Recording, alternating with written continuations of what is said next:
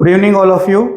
पिछले बार बीच क्लास में जो क्लास लाइव चल रही थी वो किसी कारण से इंटरप्ट हो गया, तो कलचुरी वंश को हम कंप्लीट नहीं कर पाए थे। तो अगला टॉपिक हमारा मराठा काल है, पर मराठा काल को शुरू करने से पहले कलचुरी वंश का जो थोड़ा सा पार्ट बचा हुआ है उसको अभी हम लोग कंप्लीट कर लेते हैं। तो पिछली जो क्लास थी उसमें मैंने आप लोगों को शेयर किया था कलचुरी वंश की लहुरी शाखा के बारे में।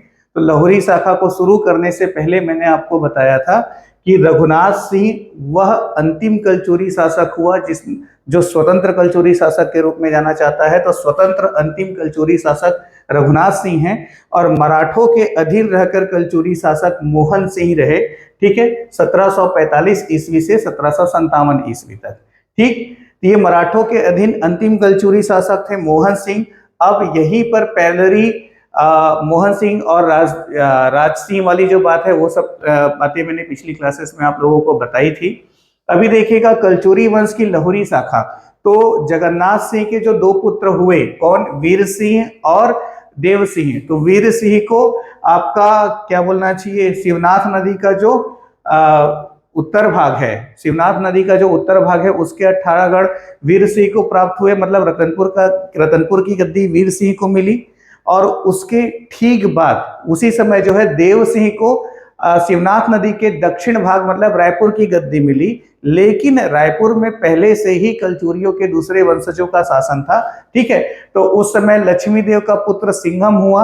अब सिंघम ने क्या किया था, शिवनाथ नदी के दक्षिण के 18 गढ़ मतलब पूरा का पूरा रायपुर वाला जो क्षेत्र था वहां पर अपना पराक्रम से अपना साम्राज्य स्थापित कर लिया था।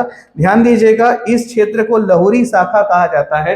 लहुरी एक्चुअली लघु रूप है ना, तो साम्राज्य का छोटा रूप जो है, इस रूप में लहुरी शाखा के रूप में रायपुर क्षेत्र को जाना जाता था।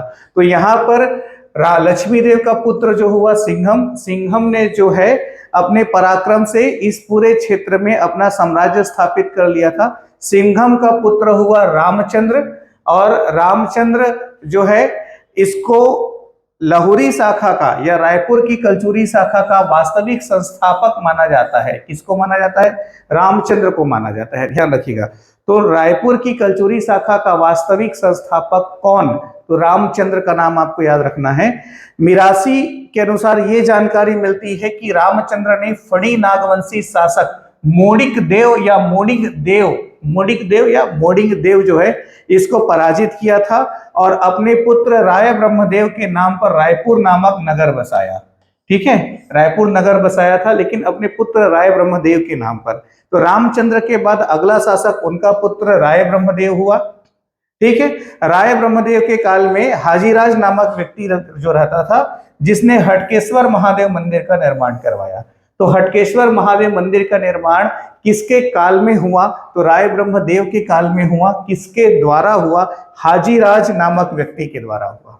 इसी समय देवपाल नामक मोची ने खल्लारी में नारायण मंदिर का निर्माण कराया।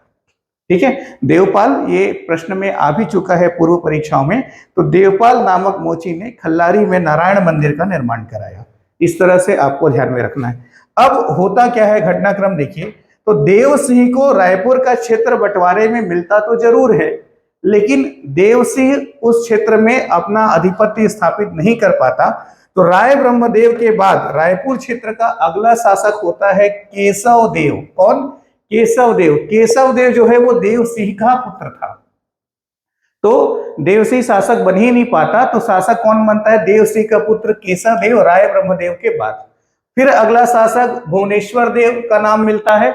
बूढ़ा तालाब के किनारे किले का निर्माण इनके द्वारा कराया गया है। तो बूढ़ा तालाब रायपुर के किनारे किले का निर्माण किसके द्वारा करवाया गया, भुवनेश्वर देव के द्वारा। मानसिंह देव, संतोष सिंह देव, सूरत सिंह देव, यान सिंह देव, चामुंडा सिंह देव, धन सिंह देव, जैत सिंह देव इसने दूधाधारी मठ का निर्माण कराया था। तो रायपुर की दूधाधारी मठ का निर्माण किसके द्वारा करवाया गया है, जैत सिंह देव द्वारा करवाया गया है। फतेह सिंह देव, यादव सिंह देव, बलदेव सिंह देव, उम्मेद सिंह देव, इस उम्मेद सिंह देव द्वारा रजबंधा तालाब का निर्माण करवाया गया है। और बलबीर सिंह देव, इतने शासकों का नाम मिलता है। और बलबीर सिंह देव के बाद अत्यंत प्रमुख हो जाता है, इंपॉर्टेंट है, अमर सिंह देव। ध्यान रखिएगा, अमर सिंह देव। अमर सिंह देव के बारे में हम इसलिए इंपॉर्टेंट हो जाता है क्योंकि अमर सिंह देव के ही शासन काल में मराठा साम्राज्य स्थापित हुआ था। अमर सिंह देव, देखो इस समय आपका रतनपुर क्षेत्र में किसका शासन था? मोहन सिंह। तो अमर सिंह देव 1741 से 1750 और 1747 से 1757 तक किसका शासन? मोहन सिंह का। तो रतनपुर क्षेत्र में मोहन सिंह शासक था और रायपुर क्षेत्र में अमर सिंह देव शासक था, और इसी समय मराठा साम्राज्य जो है स्थापित हो चुका।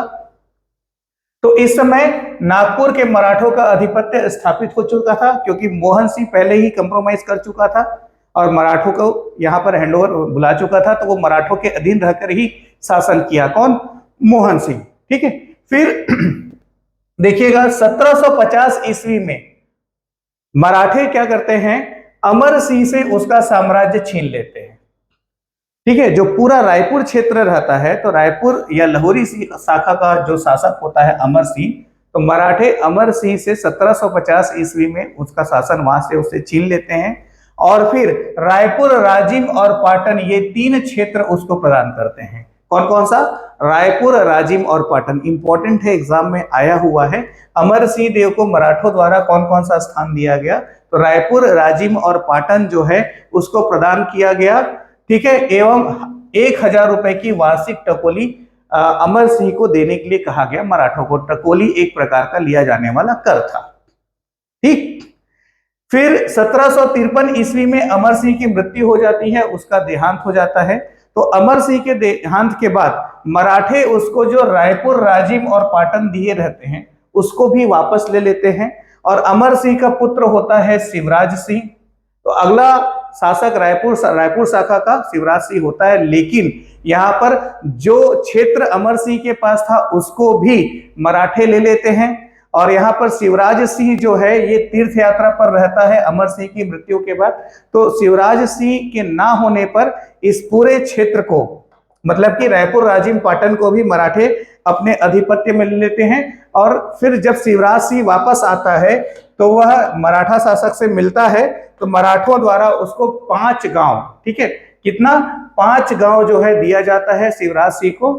ठीक। और प्रत्येक गांव से 1-1 रुपए जो है वो अपनी वसूली करके अपना गुजारिश करे, अपनी परवरिश करे, ऐसा उसको कहा जाता है। तो शिवराज सिंह कुछ ज्यादा महत्वपूर्ण नहीं है, अमर सिंह का पुत्र होता है, कोई विशेष काम इसके द्वारा भी नहीं होता। ये सारी घटनाक्रम है और परीक्षा के दृष्टिकोण से ही इसको 1 बाय 1 आपको लेकर के आगे बढ़ना है, काम करना है। ठीक है। इसके बाद देखिएगा कलचुरी कालीन साहित्य की हम बात करें, इंपॉर्टेंट है, ध्यान रखिएगा, एक बार पढ़ के जाना है। गोपाल मिश्र, इनके बारे में मैंने आपको बताया भी था, राजसी के समकालीन से। इनके द्वारा रचित है खूब तमाशा, जैमिनी अश्वमेघ, सुदामा चरित्र, राम प्रताप और भक्ति चिंतामणि।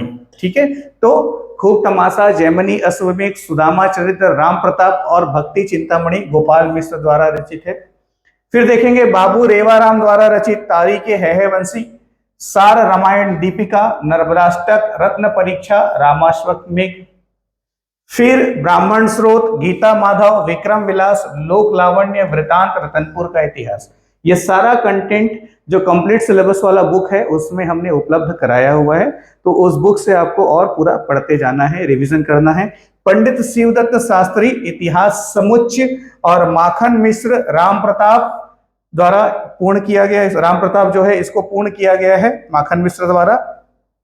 और छंद विलास ग्रंथ जो कि एक पिंगल ग्रंथ के नाम से जाना जाता है। तो ये तो आपका हुआ कलचुरी कालीन साहित्य, एक बार पढ़ के जाना है, ज्यादा इंपॉर्टेंट नहीं है। फिर देखेंगे कलचुरी कालीन प्रशासनिक व्यवस्था के बारे में, तो थोड़ा इंपॉर्टेंट है। और अभी जैसे हॉस्टल वार्डन के लिए सिलेबस में सीजी हिस्ट्री जिस प्रकार से मेंशन है, तो एक बार तो हमको पढ़ के जाना ही है इसको। देखिएगा कलचुरी कालीन प्रशासन किस प्रकार से संचालित होता था। ठीक है। बहुत बड़ा इनका साम्राज्य था, तो साम्राज्य के सुचारू रूप से संचालन के लिए राज्य को गढ़ों में विभाजित किया गया था। राज्य को गढ़ों में विभाजित किया गया था। राज्य का प्रमुख तो राजा होता था, राज्य का प्रमुख राजा होता था। ठीक है। अब जो गढ़ होते थे तो एक गढ़ में 84 ग्राम आते थे। ठीक है। तो एक क्रम भी बन जाता है, राज्य के नीचे गढ़। ठीक है। गढ़ में 84 ग्राम होते थे। गढ़ का प्रमुख यदि ब्राह्मण हुआ तो उसको दीवान कहते थे, और यदि क्षत्रिय हुआ तो उसको ठाकुर कहा जाता था। राज्य गढ़ों में विभाजित था। एक गढ़ में 84 ग्राम थे। गढ़ का प्रमुख यदि ब्राह्मण है तो वो दीवान कहलाएगा, और यदि क्षत्रिय है तो वो ठाकुर कहलाएगा। फिर जो गढ़ होते थे उसको तालुका में या बरहों में बांटा गया था। गढ़ को राज्य गढ़ों में और गढ़ तालुका या बहरों में, और एक तालुका या बहरों में कितने ग्राम आते थे? 12 ग्राम आते थे। तो इसके बाद क्या आ जाएगा? तालुका। तालुका में कितने ग्राम आ रहे हैं? 12 ग्राम आ रहे हैं। इसमें कितने ग्राम आ रहे हैं? गांव आ रहे हैं 84 गांव आ रहे हैं। ठीक है, बरहों में 12 गांव आते थे और इसका जो प्रमुख होता था वो दाऊ कहलाता था। इसके बाद सबसे छोटे प्रशासनिक निकाय के रूप में ग्राम हुआ करता था, और ग्राम का जो प्रमुख है वो गोटिया कहलाता था। संभाग को राष्ट्र के रूप में जाना जाता था, और जिला को विषय के रूप में जाना जाता था। तहसील को देश या जनपद या विकासखंड, और विकासखंड को मंडल के रूप में जाना जाता था। तो इस तरह से प्रशासनिक विभाजन रहा कलचुरी कालीन का। कलचुरी कालीन जो अधिकारीगण रहे, इसको भी लेकर के बहुत सारे क्वेश्चंस बार बार एग्जाम में आए हुए हैं। पढ़ के जाना है, क्वेश्चन सॉल्व करके जाना है आपको हर हाल में, छोड़ना कुछ भी नहीं है, क्योंकि 5 के 5 अंक सीजी हिस्ट्री में हर हाल में आपको स्कोर करना है। मतलब प्रिपरेशन से नहीं है, मतलब सिलेक्शन से है, इसलिए। तो देखिएगा, महामंत्री का काम क्या होता था? शासन चलाने में राजा को सलाह देना। महामंत्री के बाद महाप्रतिहार, राजा से मिलने वाले व्यक्तियों को राजा के पास ले जाना और राजा के आदेशों को अधिकारियों तक पहुंचाना महाप्रतिहार का काम होता था। महाप्रमात्री, भूमि को नापकर उसका लगान निश्चित करता था, महाप्रमात्री जो है। फिर महासंधि विग्रह, ये विदेश सचिव या विदेश विभाग का प्रमुख अधिकारी होता था, महासंधि विग्रह। महापुरोहित, धर्म विभाग का प्रमुख होता था, राजगुरु भी इसे कहा जाता था। फिर महाभंडारी, कोषालय का प्रमुख अधिकारी या कोषाध्यक्ष होता था, महाभंडारी कोषाध्यक्ष। और महाकोटपाल जो है, यह किले का कामकाज एवं देखरेख या सुरक्षा का काम किया करता था। तो ये प्रमुख अधिकारीगण हुए, इसके अलावा भी और भी थे, पर ये जो है वो प्रमुख हैं। फिर सैन्य व्यवस्था में हस्त सेना, जिसका जो प्रमुख है वो महापिलुपति होता था। हस्त सेना का प्रमुख जो है वो महापिलुपति होता था। अश्व सेना का जो प्रमुख है वो महा अश्वसादरिक होता था, और पैदल सेना का जो प्रमुख है वो सेनापति कहलाता था। तो सेना भी जो है वो 3 भागों में विभाजित रहा इस प्रकार से। तो इसके प्रमुख को क्या कहा जाता था, ये भी आपको याद करके जाना है, प्रिपेयर करके जाना है। न्याय व्यवस्था की हम बात करें तो न्याय व्यवस्था में देखो, सबसे ऊपर कौन? राजा। राजा जो है वो सभी विभागों का प्रमुख होता था। सबसे ऊपर कौन? राजा होता था। अब न्याय विभाग का जो प्रमुख अधिकारी होता था वो डांडिक कहलाता था। राजा के नीचे कौन? डांडिक। ये न्याय विभाग का प्रमुख अधिकारी होता था, डांडिक।